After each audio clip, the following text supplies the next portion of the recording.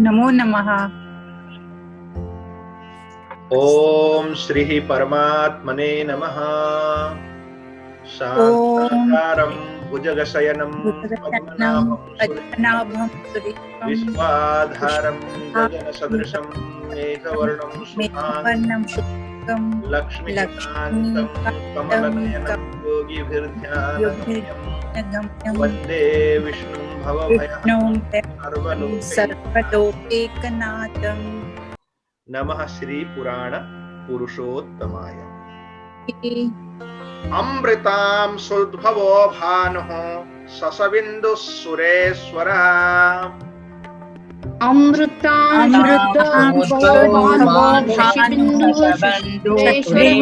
सुरेश्वरः। औषधं जगतः सेतुः सत्यधर्म पराक्रमः। औषधं जगतः सत्यधर्म पराक्रमः। भूतभव्य भवन्नाथः पावनः पावनो नलः।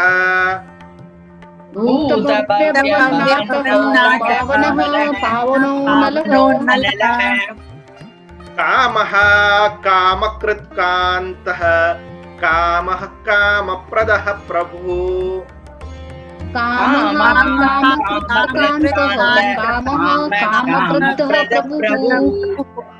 युगादिकृत् युगावर्तो नैकमायो महासनः।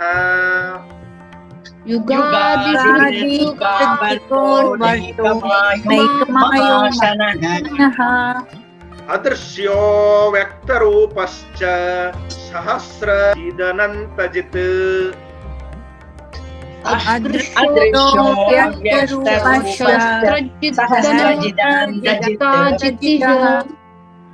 इष्टो विशिष्टः शिष्टेष्टः शिखण्डी नहुषो वृषः।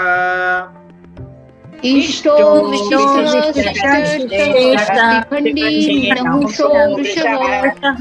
क्रोधः क्रोधकृत्कर्ता विश्वबाहुर्महीधरः।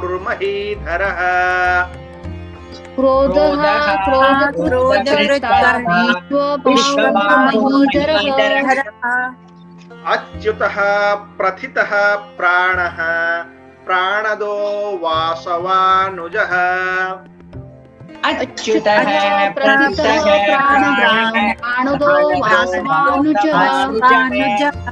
अपां निधिरधिष्ठाना मप्रमत्तः प्रतिष्ठितः।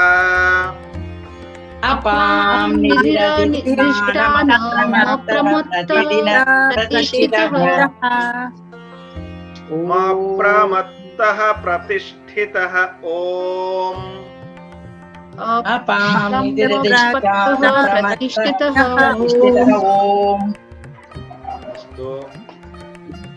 इष्टो विशिष्टः शिष्टेष्टः शिखण्डी नहुषो वृषः। क्रोधः क्रोधकृत्कर्ता विश्वबाहुर्महीधरः। एतानि नामानि। पदच्छेदं कुर्मः। इष्टः अविशिष्टः शिष्टेष्टः शिखण्डी नहुषः वृषः। क्रोधः क्रोधकृत्कर्ता विश्वबाहु महीधरः। एवं नामानि सन्ति। नमस्कारपूर्वकं पुनः गायामि। ओम इष्टाय नमः। ओम इष्टाय नमः। ओम अविशिष्टाय नमः। ओम अविशिष्टाय नमः। ओम शिष्टेष्टाय नमः। ओम शिष्टेष्टाय नमः। ओम शिखण्डिने नमः। ओम शिखण्डिने नमः। ओम नहुषाय नमः। ओम नहुषाय नमः। ओम वृषाय नमः। ओम महीधराय नमः। अस्तु। अधुना शब्दार्थः अस्ति। हम एक एक करके शब्द के अर्थ सह समझते हुए आगे बढ़ेंगे। इष्टः, इष्टः नाम प्रियः, मेरा इष्ट देव, मेरा प्रिय देव। अविशिष्टः, अविशिष्टः नाम सर्वेषां अंतर्यामित्वेन अविशिष्टः। शिष्टेष्टः, शिष्ट और इष्ट दो शब्द हैं यहाँ। शिष्ट और इष्ट, और शिष्ट का मतलब सज्जन और इष्ट का मतलब स्वामी, प्रिय। सज्जनानाम इष्टः, सज्जनानाम स्वामी। शिखंडी, शिखंडी नाम मयूर पिच्छधारी, मयूर को शिखंडी कहते हैं। नहुषः, नह्यति, बध्नाति, भक्तानां मनांसीति नहुषः। नह बंधने, इस धातु से नह्यति, नहुष ऐसा बनता है। नह्यति यानी बांध लेता है, किसको? भक्तों के मन को, इसलिए सह नहुषः। वृषः, वृषः नाम वृष्टि करने वाला। भक्ताना, भक्त काम वर्षक, भक्तेभ्य काम वर्षक, भक्तों के लिए उनकी कामना रूपी वर्षा करने वाला, भक्तों की मनोअभिलाषा पूर्ण करने वाले। क्रोधः, क्रोधनाशकः। और फिर उसी के बाद विपरीत शब्द आते हैं ये। क्रोधकृत कर्ता, क्रोध कर्तॄणाम दैत्यानाम नाशकः। इस शब्द का अर्थ ऐसा लिया गया है, क्यों लिया है, कैसे लिया है, हम व्याख्या करेंगे। क्रोधकृत, क्रोध करने वाले को कर्ता नाम कृंतति, इस धातु से, कृंत धातु से अथवा कृंतति जिस क्रियापद, जिससे क्रियापद बनता है, नाश करता है, तोड़ता है, काटता है, इस अर्थ में, उस अर्थ में कर्ता बना है, ऐसा आचार्य लोग टीकाकार मानते हैं। विश्वबाहु, विश्वबाहु नाम अनेक बाहु युक्तः। महीधरः, पृथ्वीपति, पृथ्वीधर, पृथ्वी को धारण करने वाले, मही को धारण करने वाले।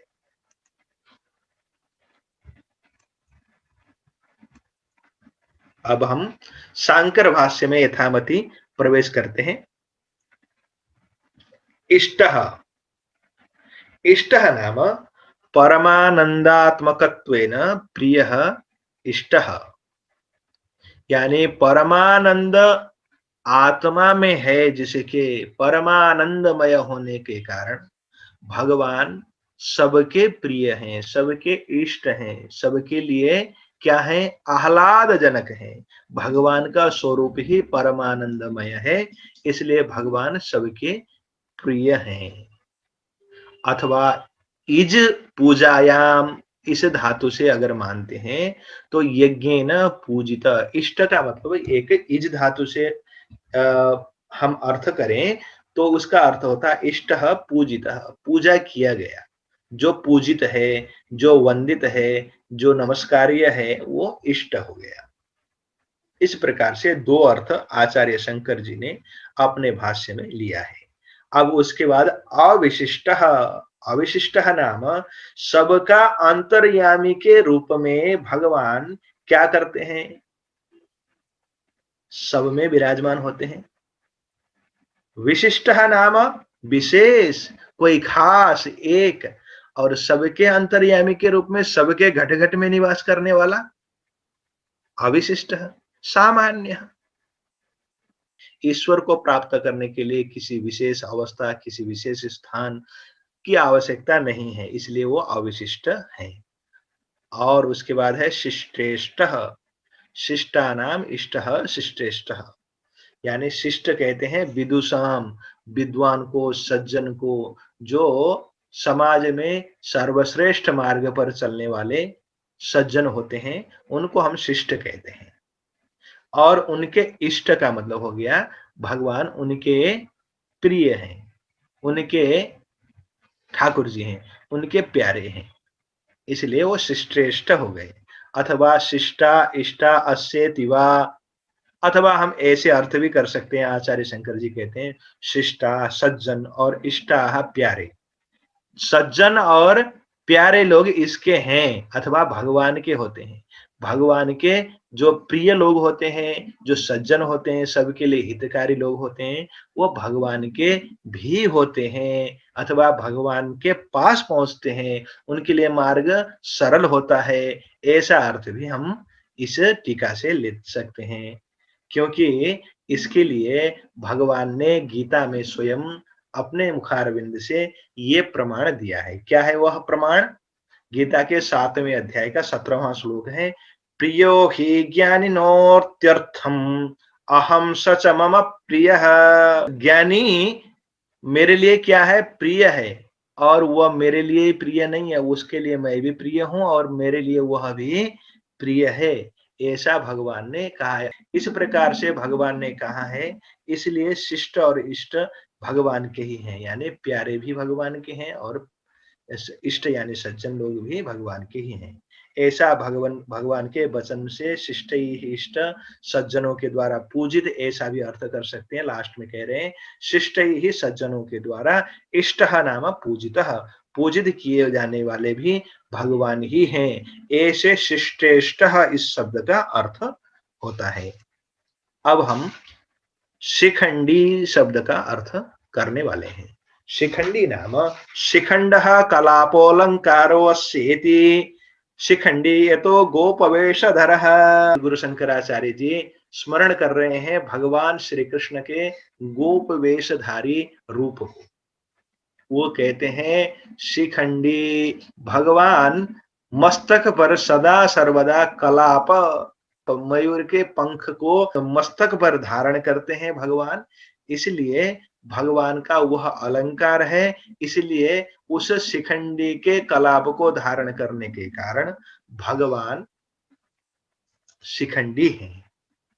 सुपेच्छ गुच्छ मस्तकम सुनाद वेणु हस्तकम, ऐसा आप लोगों ने पढ़ा होगा कि सुपिच्छ गुच्छ को मस्तक में धारण करने वाले भगवान और सुरम में सुमधुर ध्वनि को देने वाले, तो वेणु को अधर पर रखने वाले भगवान जी का बहुत प्यारा और हृदयावर्जक रूप हमें अनेक कवियों के श्लोकों में प्राप्त होता है। ऐसे ही श्रीमद् भागवत में भी एक हृदय में उतरने वाला श्लोक है, वरहा पीडम नटवर बभुः कर्णयोः कर्णिकारम बिभ्रद वासः कनक कपिशम वैजयंतीम च माला रंध्रान वेणोरधर सुदया पूरयन् गोप वृंदैः वृंदारण्यम स्वपद रमणम प्राविशत गीत कीर्ति। इस प्रकार से भगवान के स्वरूप को उसमें वर्णन किया गया है। तो इससे हमें सब श्लोकों से पता चलता है कि भगवान के श्री कृष्ण रूप में सदा सर्वदा भगवान के मस्तक पर मोर पंख लगा रहता था। बरहा पीड़म भी वही है। अब उसके बाद हम नहुषः इस शब्द का अर्थ करेंगे। नहुषः शब्द आपने सुना होगा, एक राजा भी हुए हैं इतिहास में, उनका नाम भी नहुषः है। उनको इसलिए स्मरण किया जाता है ऐश्वर्यम नहुषे, उनका जितना ऐश्वर्य, उनका जितना प्रताप अन्य किसी का नहीं हुआ, इसलिए उनको ऐश्वर्यम नहुषे गतिश्च पवने मानंच दुर्योधने इत्यादि श्लोक में आशीर्वाद देते हुए राजा नहुष के समान ऐश्वर्य हो, ऐसा स्मरण किया जाता है। यदि हम भगवान की विभूतियों में से ऐश्वर्यशालियों में सर्वश्रेष्ठ ऐश्वर्यशाली भगवान को नहुष विभूति में भी भगवान का रूप माने, तो भी नहुष शब्द का अर्थ प्रकट हो सकता है। किंतु आचार्य शंकर कहते हैं णः वंधने, णः धातु से बंधन अर्थ वाले णः धातु से नहुषः शब्द बनता है। नह्यति, णः धातु से रूप बनता है नह्यति, नह्यति यानी बधनाति, बांधता है। किसको? भूतानि, समस्त जीवों को, जीवों को भगवान बांधते हैं। किससे? मायातः, माया के द्वारा भगवान बांधते हैं, इसलिए भगवान नहुष हैं। मैंने एक और अर्थ लिया था, वो अर्थ इससे जुड़ा हुआ है। मैंने जो अर्थ लिया है वो इसके आधार पर लिया था। देखिए वो अर्थ है नह्यति बध्नाति व्रजवासिना मनांसि लावण्य रसनया इति नहुषः। ये अर्थ है बलदेव जी का। वो कहते हैं नह्यति यानी बधनाति बांधता है, नह्यति बांधता है किसको? ब्रजवासिना, ब्रज में रहने वाले ब्रजवासियों के मन को। किसके द्वारा? लावण्य रसनया इति, लावण्य रस के द्वारा, लावण्य रस रसना के द्वारा, भगवान सुरीली आवाज के द्वारा भगवान क्या करते हैं? व्रजवासी प्रत्येक भक्त को बांध लेते हैं, उनके मन को बांध लेते हैं। वहां के तो लता पत्ता और वहां के प्रत्येक जीव जंतु भी भगवान के मधुर मुरली को सुनने के लिए आ जाते थे। तो उसके आधार पर यहाँ पर बलदेव जी ने ये व्याख्या की है। इससे हम ये अर्थ लगा सकते हैं कि नह्यति अर्थात बदनाति भक्तानाम मनांसी, जो भक्त है, जो भगवान का प्यारा है, भगवान को जो प्रेम करता है, भगवान के प्रति समर्पित हृदय वाला है, उन सबको भगवान बांध लेते हैं, इसलिए नहुषः है। अब कामानाम वर्षणाद वृषः, अब वृषः की व्याख्या है। कामानाम वर्षणाद, वृष धातु वर्षा के अर्थ में प्रयुक्त हुआ है, ऐसा हमने इससे पहले वाले टीकाओं में भी हमने कहा है। वर्ष अर्थात वृषः जिससे बना है वो वर्षा अर्थ देने वाले धातु से है, और भगवान भक्तों के कामनाओं को वर्षण करने के कारण भगवान वृषः है। अथवा भगवान को हमने इससे पहले भी वृष वृष वृष चार शब्दों की व्याख्या करते हुए कहा था, वृष को धर्म हम मानते हैं, धर्म धर्म स्वरूप वृष, धर्म स्वरूपिणे वृषभाय नमः, ऐसा हम मानते हैं, धर्म को वृष का रूप मानते हैं। इसलिए भगवान धर्म स्वरूप हैं, धर्म ध्वजावाहक हैं, इसलिए भगवान वृष हैं। इसके लिए उदाहरण और प्रमाण को दे रहे हैं आचार्य शंकर जी। वृषो ही भगवान धर्मः, वृष धर्म है, भगवान का धर्म है। स्मृतो लोकेशु भारत, हे भारत भरतवंशी, हे भारत हे पांडव, लोक में संसार में वृष को धर्म के रूप में जाना गया है, प्रख्यात है। नैघंटुक पदाख्यानैः, नैघंटुक, निघंटु कहते हैं वैदिक शब्दों की व्याख्या करने वाले शब्द को, उसको निघंटु कहते हैं, और व्याख्यान करने वाले न कहकर उसको हम निघंटु को, वैदिक शब्दों जो कठिन शब्द थे उन शब्दों को इकट्ठा जहां पर रखा गया, अथवा ईश्वरवाचक, विष्णुवाचक, इंद्रवाचक शब्दों को अलग अलग अलग इकट्ठा करके रखना निघंटु कहलाता है। और निघंटु का ही एक भाग होता है जिसको कहते हैं निरुक्त। निघंटु और निरुक्त आपस में अन्योन्याश्रित रूप में हमें प्राप्त होते हैं वैदिक ग्रंथों में, निरुक्त और निघंटु। निरुक्त में निर्वचन होता है, शब्द का अर्थ होता है। निघंटु में शब्दों की गणना होती है, ये नदीवाचक शब्द, ये इंद्रवाचक शब्द, ये अग्निवाचक शब्द, अग्नि को बताने के लिए जितने शब्द होंगे उनको जो इकट्ठा किया गया है, उनमें से सुप्रसिद्ध और आजकल बहुत ज्यादा प्रयोग में आने वाला और प्रसिद्ध ग्रंथ है यास का प्रणीत निरुक्त, उसी की बात कर रहे हैं यहाँ पर। नैघंटुक पदाख्यानैः विद्धिमां वृषमुत्तमम्, मुझे आप निघंटु इत्यादियों के द्वारा व्याख्यायित उत्तम वृष को जानो, अर्थात मैं धर्म स्वरूप वृष हूं, ऐसा भगवान ने स्वयं पांडवों को समझाते हुए महाभारत के शांति पर्व में कहा है। पांडवों का मतलब पांडव मुख्य युधिष्ठिर को समझाते हुए, और इस समय यहाँ पर कौन कह रहा है? युधिष्ठिर को समझाते हुए, युधिष्ठिर को बताते हुए, बताने वाले महाराज भीष्म हैं, सुनने वाले श्रोता में भगवान श्री कृष्ण स्वयं भी यहाँ पर हैं। यानी ये जो नाम बताए जा रहे हैं वो सारे नाम अनुमोदन करने वाले भगवान श्री कृष्ण हैं, भीष्म पितामह कह रहे हैं। और ये जो 1000 नाम ये कह रहे हैं सर्वथा सतस सत्य हैं, ऐसा कहने के लिए वहां पर उपस्थित भगवान श्री कृष्ण है। अब उसके बाद है क्रोध हा, क्रोध हा, हा नाम त्याग करना, नाश करना इत्यादि अर्थ में हा धातु आता है। हा से हंति होता है, हा से हरति होता है, हरण करना भी होता है, हा से हंति मारना भी होता है। ठीक है, तो इस अर्थ में हम लेंगे तो क्या होगा, साधु नाम क्रोधम हंति, सज्जनों के क्रोध को नाश कर देते हैं भगवान। जब तक हमारे मन में क्रोध है, काम है, ईर्ष्या है, लोभ है, वैमनस्यता है, तब तक भगवान के लिए स्थान प्राप्त नहीं होता है, अथवा सच्चे मार्ग के लिए, अच्छे मार्ग के लिए, सज्जन बनने के लिए हमें अवकाश प्राप्त नहीं होता है। जब क्रोध का नाश करना हो तो क्रोध आए तो भगवान को स्मरण कर लेना चाहिए, क्योंकि भगवान क्रोध हा है। भगवान हमारे क्रोध को नाश करने में समर्थ है, भगवान ही समर्थ है। सज्जन बनकर भगवान के चरणों में हम नतमस्तक हो जाएं तो अवश्य हमारा क्रोध भी समाप्त हो जाएगा। अब उसके बाद है क्रोध कृत कर्ता। देखिए, क्रोध कृत और कर्ता ये दो शब्द हैं, क्रोध और कृत। क्रोध को करने वाला हो गया क्रोध कृत, उसके बाद कर्ता भी लगा हुआ है साथ। असाधुषु क्रोधम करोति क्रोधकृत। असाधुओं में यानी दुष्ट जनों के ऊपर क्रोध करते हैं, इसलिए भगवान का एक नाम है क्रोधकृत।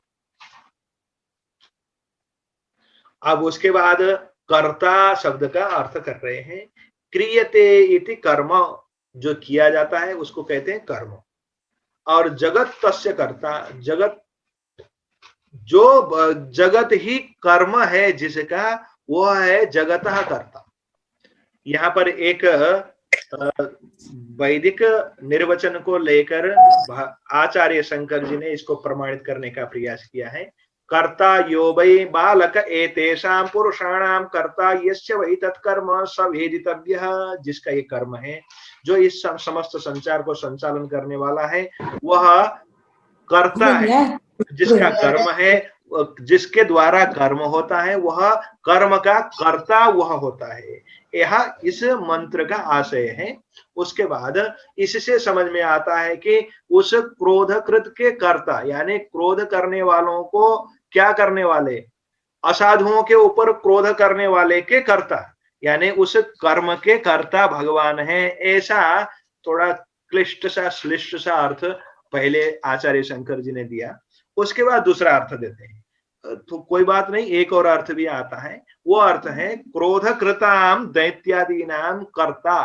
कर्ता शब्द का यहाँ पर कृंत धातु से लिया है। कृंत का मतलब छेदन करना, उच्छेद करना, नाश करना, यह अर्थ होता है। क्रोध करने वालों के ऊपर दैत्यादि नाम, कौन है वो क्रोध करने वाले, सभी प्रकार के दैत्य जो दुष्ट हैं, सज्जन के विपरीत कर्म करते हैं, उन दैत्यों को क्या करने वाले, कर्ता अर्थात छेदक नाश करने वाले हैं। इसलिए भगवान क्रोधकृत करता है। क्रोधकृत यानी दैत्य जो क्रोध करते हैं, उनके कर्ता यानी कृंतन करने वाले, नाश करने वाले, ऐसा अर्थ भी आता है। इसलिए आप दोनों में से कोई भी अर्थ समझें, ऐसा आचार्य शंकर जी का मत है। अब उसके बाद है विश्वबाहु। विश्वबाहु शब्द का अर्थ देते हुए आचार्य शंकर जी कह रहे हैं, यहाँ पर देखिए, विश्व को संपूर्ण संसार के सभी वस्तु, सभी चीज, कण कण अणु अणु से लेकर महतो महीयान और अणुतः भी अणियान, अणु से भी अणु को और महान से महान सबको आलंबन, जिसमें क्या किया जाए, सहारा लिया जाए, वो सहारा लेने वाले, सहारा देने वाले भगवान होने के कारण भगवान को क्या कहा जाता है, विश्वबाहु कहा जाता है। विश्व विश्व बाहु है इसका, अथवा समस्त ब्रह्मांड इनके फैले हुए भुजाएं हैं इनके, इसलिए विश्व बाहु है। अथवा विश्वतो बाहो अस्येति वा, अथवा चारों ओर इनके, विश्वतः नाम है, विश्व का मतलब चारों ओर, दसों दिशाओं की ओर भगवान के बाहु हैं। विश्वतः सभी दिशाओं में भगवान के बाहु हैं, भुजाएं हैं, वो सभी दिशाओं से सबको सहारा दे सकते हैं, इसलिए भगवान विश्वतो बाहु हैं। क्योंकि ऐसा मंत्र उपलब्ध होता है, यहाँ पर श्वेताश्वतरोपनिषद से दिया गया है, वैसे वेद में भी एक मंत्र प्राप्त होता है, बिल्कुल इसी से मिलता जुलता। विश्वतो चक्षुरुत विश्वतो मुखो विश्वतो बाहुरुत विश्वतस्पात् संबाहुभ्याम धमतिशाम पतत्रिर्द्या वा भूमि जनयन देव एकः। ऐसा आप लोगों ने पढ़ा सुना होगा, कईयों ने सुना होगा, कईयों ने नहीं भी। तो उसमें विश्वतो बाहुरुत विश्वतस्पात्, इनके चारों ओर दसों दिशाओं की ओर बाहु हैं, और चारों ओर दसों दिशाओं की ओर सब ओर इनके पैर भी हैं। ऐसे विराट पुरुष की परिकल्पना है इस मंत्र में। तो इससे इत्यादि मंत्रों के श्रुति के आधार पर भगवान को विश्वबाहु ऐसा कहना बिल्कुल सार्थक है, ऐसा आचार्य शंकर जी कहते हैं। और युधिष्ठिर को समझाते हुए भीष्म पितामह भी इसी बात को कह रहे हैं कि भगवान चारों ओर हैं, कहीं से भी सहारा दे सकते हैं, यहाँ नहीं है, यहाँ पर इनकी बाहु, इनकी भुजा यहाँ तक नहीं पहुंचेगी, ऐसा कहने की आवश्यकता नहीं है। ठीक है। अब उसके बाद महीधरः, मह धातु से मही बनाए तो उसको पूजा अर्थ में लिया जाता है। यहाँ पर ऐसा ही दो अर्थ लिया गया। मही का मतलब मह धारणे, इस अर्थ से धरणी, और मह का मतलब पूजा, ऐसा अर्थ लेने पर पूजा। पूजाम धरणिम वा धरति इति महीधरः। तो पत्रम पुष्पम फलम तो यह यो मे भक्त्या प्रयच्छति, जो पत्र पुष्प इत्यादि के द्वारा मुझे पूजता है, स्मरण करता है अथवा समर्पण करता है, उसको मैं क्या करता हूँ, भक्ति पूर्वक, प्रेम पूर्वक उसको स्वीकार कर लेता हूँ, धारण करता हूँ। तो भगवान पूजा को भी धारण करते हैं, और इस विशाल पृथ्वी को, पृथ्वी उपलक्षण होकर पूरे ब्रह्मांड को, समूचे ब्रह्मांड के आधार भगवान है, तो समूचे ब्रह्मांड को भगवान ही धारण करते हैं, इसलिए महीधरः भगवान हो सकते हैं। अच्युतः प्रथितः प्राणः प्राणदो वासवानुजः अपां निधिरधिष्ठान मप्रमत्तः प्रतिष्ठितः। पदच्छेद करते हैं। अच्युतः प्रथितः प्राणः प्राणदः वासवानुजः अपां निधिः अधिष्ठानम अप्रमत्तः प्रतिष्ठितः। इस प्रकार से भगवान के 326 षड्विंशति अधिक त्रिशतम नामानि अत्र भवन्ति। नमस्कार पूर्वकं गायाम। ओम अच्युताय नमः। ओम अच्युताय नमः। ओम प्रथिताय नमः। ओम प्रथिताय नमः। ओम प्राणाय नमः। ओम प्राणाय नमः। ओम प्राणदाय नमः। ओम प्राणदाय नमः।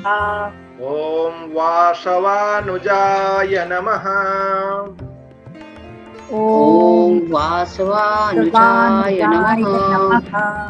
ओम अपां निधये नमः। ओम अपां निधये नमः।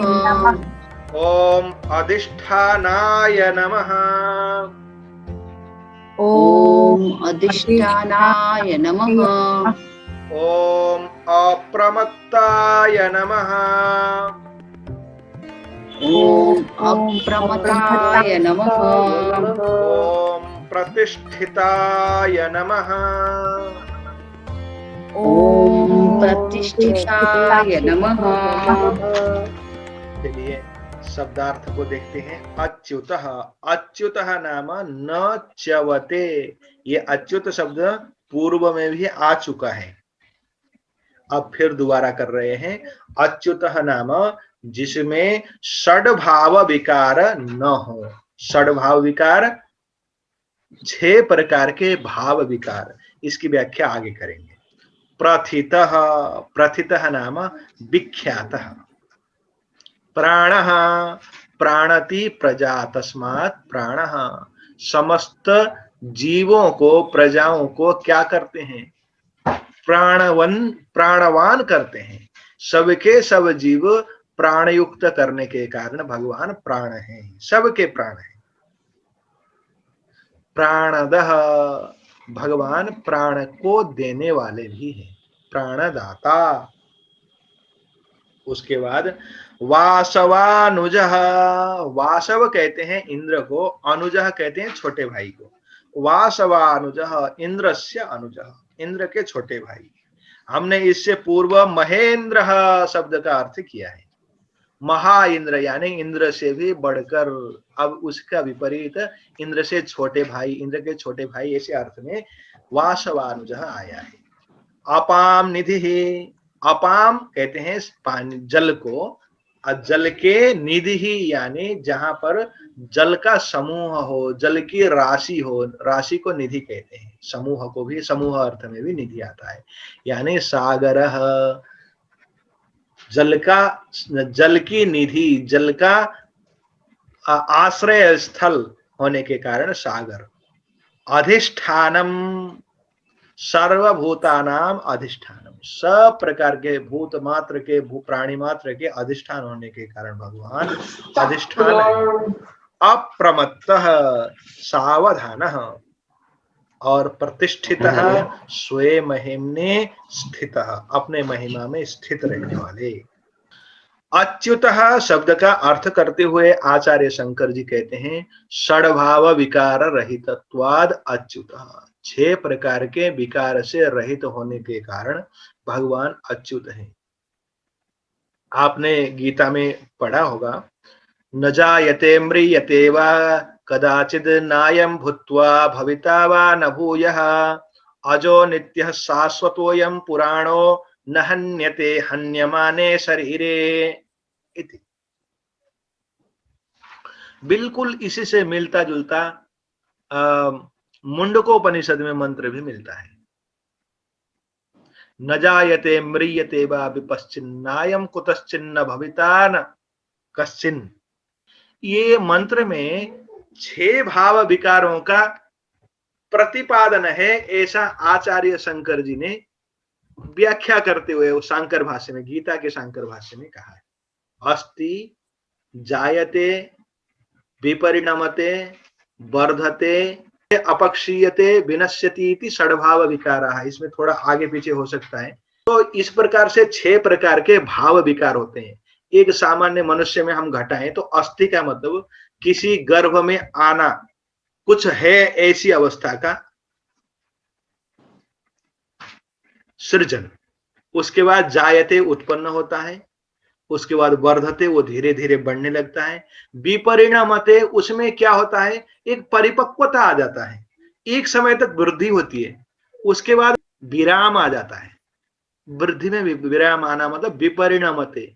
अब जैसे ऊपर फेंका हुआ पत्थर एक समय तक तो ऊपर की ओर जाएगा, उस तो ऐसा भी समय आएगा कि ऊपर जाने के लिए उसमें शक्ति कम हो जाएगी, नीचे जाने के लिए भी उसमें इतनी ताकत नहीं होगी, नीचे का गुरुत्वाकर्षण खींच न पाए, तो कुछ समय के लिए स्थिर हो जाता है। उसके बाद ना अधोगति होती है। ऐसे ही विपरिणमते। उसके बाद अपक्षीयते, अब उसका नीचे की ओर पतन है, यानी शरीर का अपक्षय होने लग जाता है, धीरे धीरे ह्रास की ओर चला जाता है। विनश्यति, उसके बाद नाश हो जाता है। तो ये 6 प्रकार के विकार प्रत्येक जात मात्र में होता है, यानी जो उत्पन्न है, उत्पन्न होने वाले प्रत्येक वस्तु में ये चीजें लागू होते हैं। भौतिक पदार्थों में सब में ये चीज होते हैं। तो भगवान में ये 6 के 6 प्रकार के विकार नहीं है। उसके बाद है वहां पर शाश्वतः शिवम अच्युतम इत्यादि नासदीय उपनिषद को लेकर शाश्वत भगवान है, निरंतर हैं, इसलिए भगवान षड्भाव विकार रहित हैं, ऐसा कहा गया है। अब उसके बाद प्रथितः शब्द का अर्थ है जगत उत्पत्त्यादि कर्म भी प्रथितः प्रख्यातः। भगवान जगत की उत्पत्ति, जगत का पालन, जगत के संहार इत्यादि समस्त कर्मों को जो अन्य कोई नहीं कर सकता है, ऐसे कर्मों को करने के कारण भगवान सुप्रसिद्ध हैं, प्रख्यात हैं, इसलिए भगवान को प्रथितः कहा गया है। सूत्रात्मना प्रजा प्राणयतीति प्राणः। देखिए, सूत्रात्मना, जैसे एक माला को पिरोने के लिए एक धाग की आवश्यकता होती है, उसी प्रकार से प्रत्येक जीव, प्रत्येक प्रजा को प्राणवान करने के लिए भगवान प्राण रूप में अवस्थित होते हैं, उपस्थित होते हैं, इसलिए भगवान प्राण है। प्राणो वा अहम अस्मि इति बहुवृचा, ऐसा भगवती श्रुति में प्रतिपादन है कि भगवान प्राण हैं। अहम प्राणः अस्मि, ऐसा भगवान ने कहा है, मैं प्राण हूं, इसलिए भगवान प्राण है। प्राणदः, प्राणदः इस शब्द के अर्थ दो लिए हैं यहाँ पर। पहले हम देखते हैं, सुराणाम असुराणाम च प्राणम बलम ददाति द्यति वेति प्राणदः। देखिए, सुर असुर आदि को प्राण अर्थात बल देते हैं अथवा द्यति नाश कर देते हैं, इसलिए भगवान प्राणदः हैं। ददाति का मतलब देते हैं, देवताओं को, दैत्यों को, सबको प्राण अर्थात बल को देते हैं। दा धातु से ददाति बनता है, और एक द्वे अवखंडने धातु है जिससे द्यति बनता है। द्यति में भी द तो है, अवखंडन करने के, टुकड़ा करने के, समाप्त करने के, नाश करने के अर्थ में भी द्य धातु होने के कारण उससे द्यति ऐसा मानकर प्राणद माने तो राक्षसों के, शत्रुओं के, जो सन्मार्ग के पथिक नहीं है, उन दुष्ट जनों को नाश करते हैं भगवान, इसलिए प्राणदः ऐसा अर्थ उसी से निकलता है, ऐसा आचार्य शंकर जी का मत है। यानी एक अर्थ सज्जनों के हितकारी, प्राण को देने वाले, बल को देने वाले, शक्ति को देने वाले, और द्यति नाशयति इस अर्थ में प्राण को हरने वाले। भगवान को हम यदि संहारक भी कहें तो प्राण को हरने वाले भी तो वही हैं। इसलिए भगवान के दोनों ही अर्थ बिल्कुल सटीक है, द्यति कहें चाहे ददाति कहें। अब उसके बाद वासवानुजः, इसका अर्थ देते हैं। वासव कहते हैं इंद्र को, अनुजः कहते हैं छोटे भाई को। वासवानुजः, भगवान वासव यानी इंद्र के छोटे भाई कैसे हुए, इस विषय में बहुत सुप्रसिद्ध कथा है, आप लोगों ने भी सुना होगा। इंद्र महर्षि कश्यप के पुत्र हैं। इंद्र की पत्नी दिति और अदिति से उत्पन्न हुए हैं ना सभी। तो इंद्र अपने ऐरावत हाथी में चढ़कर स्वर्ग की ओर जा रहे थे, रास्ते में मिले उनको एक महर्षि जिनका नाम है दुर्वासा। महर्षि दुर्वासा मिले, उनके पास एक बहुत ही सुंदर सुशोभनीय माला थी जो भगवान विष्णु के द्वारा प्राप्त हुई थी। महाराज इंद्र को देखते ही गदगद हो गए महर्षि, और उन्होंने कहा, लो महाराज आप पहनो, भगवान ने हमको दी थी, आप पहनो। गले में पहना दिया बड़े खुशी के साथ, और जैसे होता बड़े आदमियों की तरह उन्होंने भी उठाया और थोड़ी देर तो गले में धारण किया। उसके बाद निकालने की जो परंपरा है, किसी को विशेष सम्मान के साथ अतिथि को माला पहना तो वो क्या करता है, निकाल के टेबल में रखता है। वैसे उन्होंने भी निकाला और अपने जिस वाहन से जा रहे थे उसी के मस्तक में रख दिया। ये देखकर दुर्वासा जी को आया क्रोध, और उन्होंने कहा, जाओ तुम श्रीहीन हो जाओ, आज हमने कभी न मुरझाने वाली ऐसी शक्तिशाली माला आपके पहनाई और आपने ले जाके हाथी के सर पे रख दिया, हमारा अपमान है, आज के बाद तुम श्रीहीन हो जाओ। अब जब श्रीहीन हो गए, शक्तिहीन हो गए, तो फिर होना तो था ही, स्वर्ग के ऊपर राक्षसों का आक्रमण हो गया और जीत गए। इधर भगवान विष्णु के पास जाकर सबने शरण मांगी और भगवान ने कहा कि हम इंद्र के छोटे भाई बन के आएंगे और शुक्राचार्य और बलि दोनों को संभाल लेंगे। और भगवान छोटे भाई के रूप में वामन के रूप में अवतरित हुए और वामन के रूप में अवतरित होकर 3 पगों में पृथ्वी को नाप लिया। वामन के रूप में ही आशीर्वाद देते हुए बलि को रसातल में पहुंचा दिया और शुक्र का एक आंख भी ले गए साथ में। तो ये लंबी कथा है। तो इसके आधार पर भगवान वासवानुज हैं, यही बात यहां पर कह रहे हैं। आदित्याम कश्यपाद वासवस्य अनुजो जात इति वासवानुज। कश्यप महर्षि के पुत्र के रूप में, इंद्र के छोटे भाई के रूप में भगवान उत्पन्न हुए, एक अवतार के रूप में, इसलिए भगवान वासवानुज हैं। अब उसके बाद है अपाम निधि। आपो यत्र निधीयन्ते, निधीयन्ते का मतलब निवास करते हैं, रह जाते हैं। अंतिम ठौर, अंतिम ठिकाना, अंतिम वासस्थान जहां है जल का, वो है सागर। और भगवान ने भी कहा है सरसामस्मि सागर, ऐसा 10वें अध्याय में। जल यानी जल के उद्गम स्थान, जल के भिन्न भिन्न नामों में मैं सागर हूं। जितने भी नदी, निर्झरिणी, नद, तालाब, पोखर जितने भी हैं, उन सब में मैं सागर हूं, ऐसा भगवान ने गीता में कहा है। इसलिए भगवान के वचन के अनुसार भी अपाम निधि भगवान है। अब उसके बाद है अधिष्ठानम। अधितिष्ठन्ति भूतानि उपादान कारणत्वेन ब्रह्मेति अधिष्ठानम। अधितिष्ठन्ति रहते हैं, भूतानि समस्त प्रकार के जीव, उपादान कारण के रूप में, यानी भगवान निमित्त के रूप में क्या होते हैं, सब प्रकार के भूतों के आश्रय होते हैं। इसलिए भगवान अधिष्ठान है। मत्स्थाने सर्वभूतानि, ऐसा गीता में भगवान ने कहा, यानी मुझ में ही सभी प्रकार के भूत, सब प्रकार के जीवों का आश्रय स्थान है। ऐसा भगवान का वचन होने के कारण भगवान सबके आश्रय हैं। अब उसके बाद अप्रमत्त। अप्रमत्त का हमने सावधान ऐसा अर्थ किया था।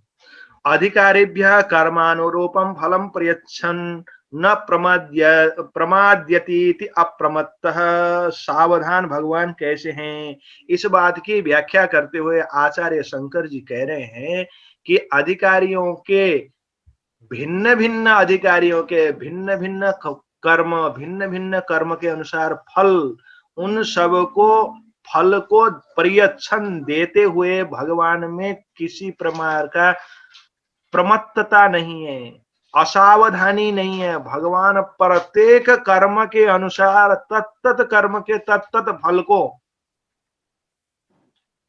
देते हैं।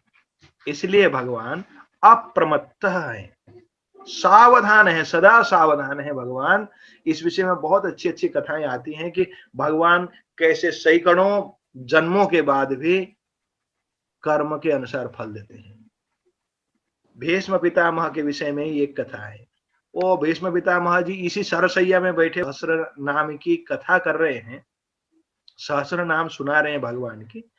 इसी समय में आगे पीछे कभी उन्होंने पूछा भगवान श्री कृष्ण से कि प्रभु, मैं इतना ज्ञानी तो हूं कि 99 जन्म पूर्व, 99 जन्म आगे, इतने जन्मों की अपने कर्मों का फल, कर्म का फल और परिणाम को मैं देख समझ सकता हूं। मैंने इतने जन्म पूर्व और इतने जन्म आगे के कर्मों को देखा, उनमें से कोई ऐसा कर्म नहीं था कि मैं सरसैया में सो जाऊं, किंतु मुझे ये सरसैया मिला हुआ है। भगवान क्या कह सकते हैं कि कौन से जन्म के कर्म का फल है मेरा? भगवान ने कहा, दादाजी आप 99 जन्म तक के देख सकते हैं, यानी 99 जन्म तक आप पीछे और आगे देख सकते हैं, मैं उससे भी आगे देख सकता हूं।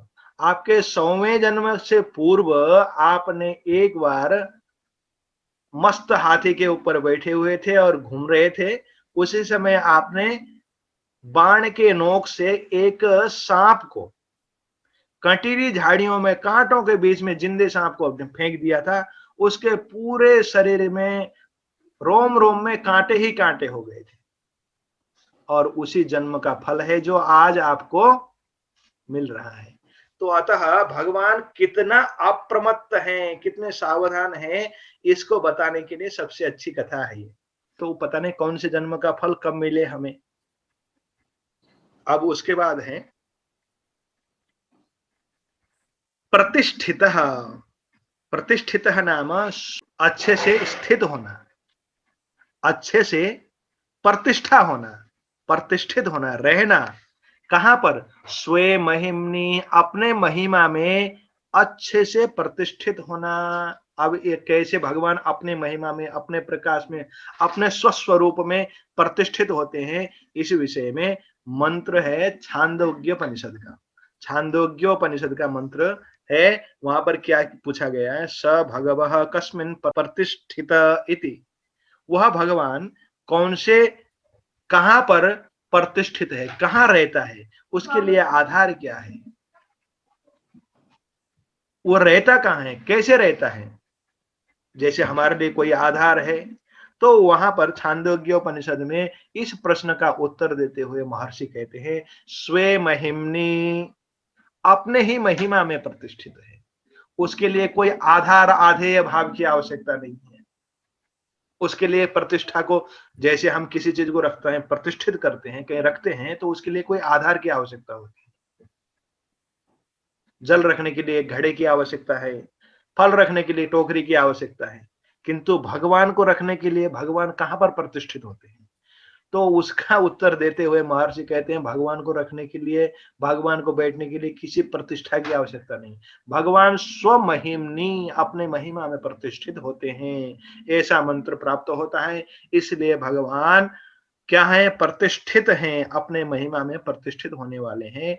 इस प्रकार से आज की व्याख्या यहीं पर हम पूर्ण करते हैं। ओम पूर्णमदः पूर्णमिदं पूर्णमिदं पूर्णात् पूर्णमुदच्यते पूर्णमुदच्यते पूर्णस्य पूर्णस्य पूर्णमादाय पूर्णमेवावशिष्यते।